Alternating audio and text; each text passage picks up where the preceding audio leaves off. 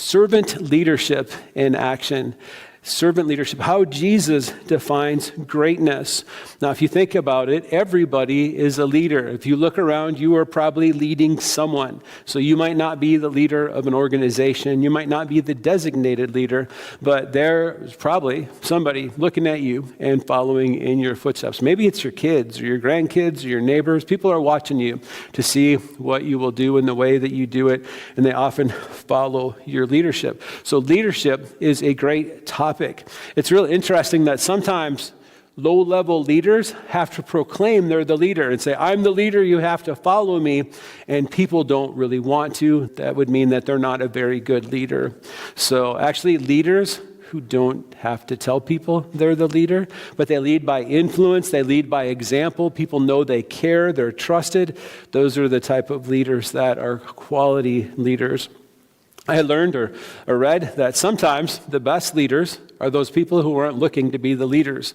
So they're willing to continue to follow and serve and care and everything, but because they've got the skills, because they've got the solution to the problem, because they have an idea, a plan, an answer, that they really are chosen to be the leader. Sometimes God chooses the leader. Sometimes the church chooses a pastor to be a leader, but to be a leader in action. So I'm going to read from the passage, and then I will get into it. But we're going to be in Matthew chapter 20. Before I hit Matthew chapter 20, though, I'm just going to read a little section here that gives a little context. In Matthew chapter 19, so Jesus, he knows that his time is coming to an end. He's been trying to get these disciples ready to continue on without him. He's repeatedly predicting his death and everything. But I think that this section in chapter 19 helps with this section in 20 that I'm going to read and then talk about. So Matthew 19:28. Jesus said to them, "Truly I tell you, at the renewal of all things, when the Son of Man sits on his glorious throne, you who have followed me will also sit on 12 thrones, judging the 12 tribes of Israel. And everyone who's left houses or brothers or sisters or father or mother or wife or children or fields for my sake will receive 100 times as much and will inherit eternal life." So this is what Jesus had said recently in the context. So this helps make sense of what we're about to read now. And that is about Salome's request for her sons to sit on both sides of Jesus when he's in control. She had this expectation, which was obviously expected, that Jesus was the Messiah, that he was going to reign, that he was going to rule, that it was going to be like a military leader, like he was going to be the president. One of her sons could be the vice president, another one could be like the prime minister or whatever. So for her to ask this is not unreasonable. So just keep that in mind. And so let me read the passage in Matthew chapter 20, verse 20. Then the mother, here, actually, I don't have it on the screen. I will get to it in the screen in a minute. So just follow along as I read, or maybe you've got your Bible. Then the mother of Zebedee's sons came to Jesus with her sons, and kneeling down, asked a favor of him. "What is it you want?" Jesus asked. She said, "Grant that one of these 2 sons of mine may sit at your right and the other at your left in your kingdom." And Jesus says, "You don't know what you're asking. Can you drink the cup I'm going to drink?" "We can," they answered. Jesus said to them, "You will indeed drink from my cup, but to sit at my right or left is not for me to grant. These places belong to those for whom they have been prepared by my Father." When the 10 heard about this, they were indignant with the 2 brothers. Jesus called them together and said, "You know that the rulers of the Gentiles lord it over them, and their high officials exercise authority over them. Not so with you. Instead, whoever wants to become great among you must be your servant, and whoever wants to be first must be your slave. Just as the Son of Man did not come to be served, but to serve, and to give his life a ransom for many."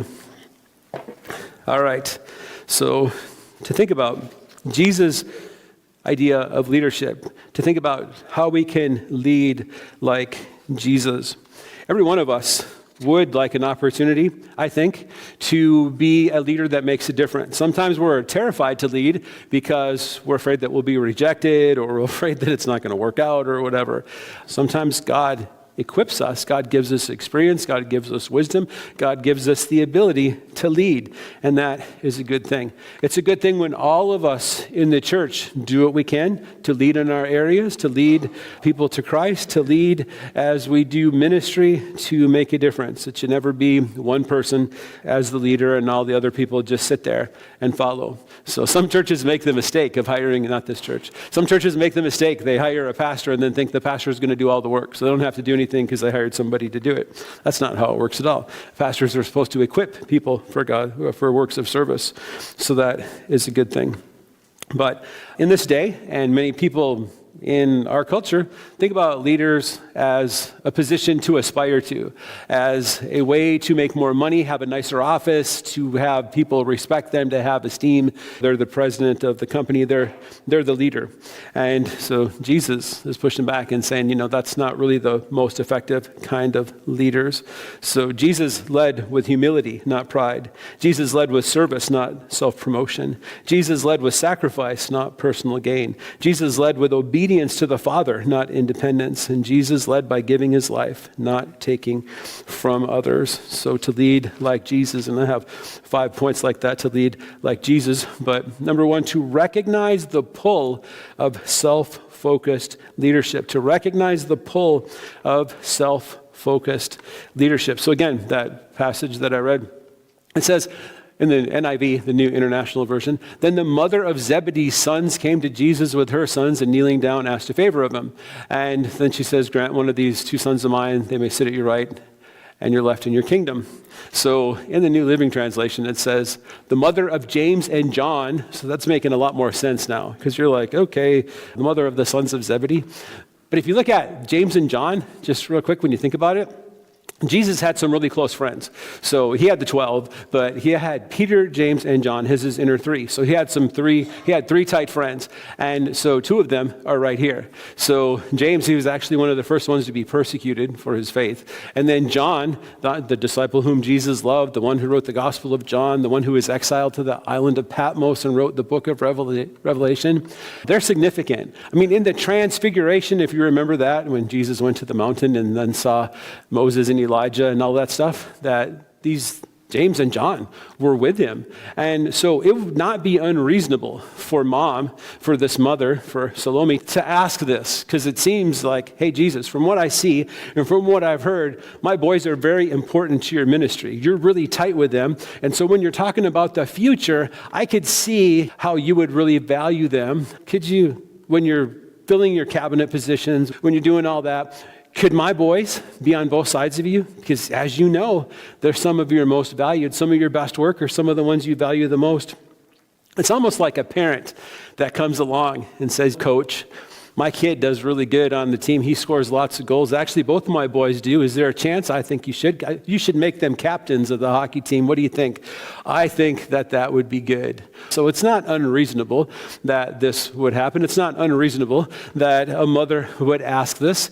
And so her request and what she is asking it's not totally out of selfishness, because Salome, she's stuck in there. So when Jesus is like, you know what? Servant leadership is best. She was there. She ran to the tomb. She was there at the cross. She was there. She continued to serve and follow Jesus through all of that. And so she was just in a confusing moment. And her boys were too, because it says in the text that it says, can you take this cup or carry this cup? And they're like, yes, we can. So I'm pretty sure that both boys were with their mom when their mom's asking, and they're like shaking their heads and they're like, yeah. And as I read, the other disciples weren't very happy about that. The reason they weren't very happy about that is because they were like in a competition with each other to see who would be first, who would be best, and that isn't good leadership. But nonetheless, in the text, it says, mother of James and John, the sons of Zebedee, came to Jesus with her sons. She knelt respectfully to ask a favor. What's your request? Jesus asked. She replied, in your kingdom, let my two sons sit in places of honor next to you, one on your right and one on the left. So it makes it clear in the translation who was asking the question and what she was asking. She's asking that my boys could sit in a place of honor. What would she get from that? She would be one proud mama. She probably put a bumper sticker on the back of her camel that says, my boys. My boys are Jesus number 1 and 2. And so every parent wants that. Don't you want that? Don't you want the best for your kids and your grandkids and want them to succeed? And it's not too boastful to tell people about some of the things that your grandkids or kids are having success in. That's all right. That's good. That can be fun. But nonetheless, Jesus knows that leadership is important, and Jesus cares about his disciples. And Jesus is trying to guide and direct this group of people, these group of men that he's trained up, so that they can be ready when he is gone. So these people, Jesus' disciples, in their head, they're expecting a visible kingdom. They're expecting authority that is going to be coming from Jesus and whoever he delegates, and they're expecting positions of leadership. Great things ahead. So in Matthew 18, they asked, who's the greatest in the kingdom? Am I? Matthew 19, Peter asks, what will there be there for us? And in this moment, Matthew 20 builds on that. Do you aspire towards leadership? Do you aspire towards leading? I think personally that it is not a bad thing to want to be a great leader, to study leadership, to pursue leadership, to learn all you can about leadership, to become a better leader. It's a good use of your time. It's a good use of what you do. And so I love leadership books. I love leadership training. So when I got my master's degree in ministry, I got a minor in leadership, and I could just read leadership books all day. I like them. It excites me. And sometimes you find people that are willing. They have time, they are available, and they are ready to be poured into. And you get to be a leader that trains them up and sets them free to do great things, and it is so much fun. I love it. And if you're a man that would like to aspire to become a Christian leader or even an elder, I could get you into like a training program to work towards that. But the Bible says that for elders in the church, that men must want it. They must aspire to it. So we can't put it on a board and then say, oh, you were elected to be a church leader. Instead, first thing has to be something that you want and something that you would like to do. And then you come talk to me about it, and we go from there. That is a good thing. But again, where you have envy and selfish ambition, there you will find disorder of every evil practice. So the disciples are jockeying for position. They're trying to figure out, who's who in the pecking order, who's going to be doing what. And so even the moms are getting involved. And if we continue to pursue leadership because we want to be the leader, that's not going to do anybody any good. If we have selfish ambition and we want credit for all that we've done, when we're upset, when we feel overlooked because we're not recognized, when we compare ourselves to others and wrestle feeling that we're entitled to more, that can be bad. The greatest reason to lead is because you care about the people and that you have something to offer. You want to do it better. You want to help them with whatever the problem is.